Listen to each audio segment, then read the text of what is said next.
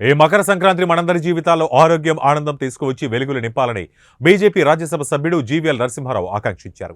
విశాఖ నగరంలోని Andhra university engineering college గ్రౌండ్లో ఈ నెల 12వ తేదీ నుంచి 15వ తేదీ వరకు జీవీఎల్ అధ్యక్షతన ఉత్తరాంధ్ర గ్రామీణ వాతావరణం తలపించే రీతిలో సంక్రాంతి సంబరాలు జరగనున్నాయి. ఈ కార్యక్రమ వివరాలు తెలియజేసేందుకు ఏయూ ఇంజనీరింగ్ కాలేజ్ గ్రౌండ్లో ఏర్పాటు చేసిన సంక్రాంతి సంబరాల వేదిక వద్ద జీవీఎం సమావేశంలో మాట్లాడుతూ సూర్యుడు మకర రాశిలోకి ప్రవేశించే శుభతరుణంలో వచ్చే సంక్రాంతి పండుగ మనకు అత్యంత ఆనందం తెస్తుందన్నారు.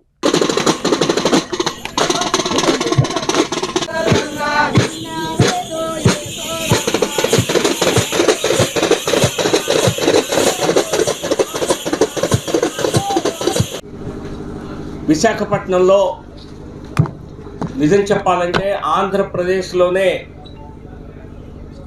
గతంలో జరగని విధంగా సంక్రాంతి సంబరాలు ఇక్కడ నిర్వహించాలని తలపించి ఇక్కడ ఈరోజు ప్రెస్ మిత్రులందరితో కూడా జరగబోయే కార్యక్రమ వివరాలు తెలియచేయడం కోసం ఇక్కడ సమాయత్తం అవటం జరిగింది.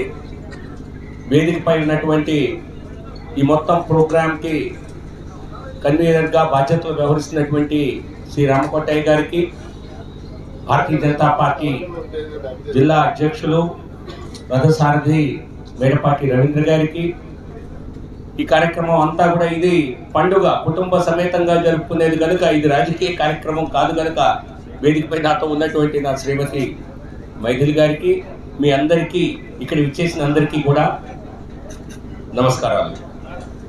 సంక్రాంతి పండుగ అంటే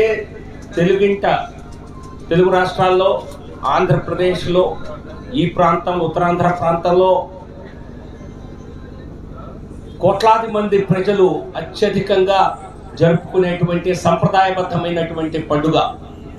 తెలుగు సంస్కృతి, మన ఆంధ్రప్రదేశ్ సంస్కృతి ఉట్టిపడేలా ప్రతి ఒక్క గ్రామంలో జరుపుకునేటువంటి ఒక అత్యద్భుత పండుగ. ఒక రకంగా చెప్పాలంటే ఆ పండుగని అందరికీ వెళ్ళి ప్రతి గ్రామంలో ప్రతి ఒక్క కార్యక్రమాన్ని, సంస్కృతిని చూసేటువంటి అవకాశం కలగదు కనుక ఇటువంటి మన సంస్కృతిలో, తెలుగు సంస్కృతిలో, మన రాష్ట్రంలో ఉన్నటువంటి అన్ని రకాల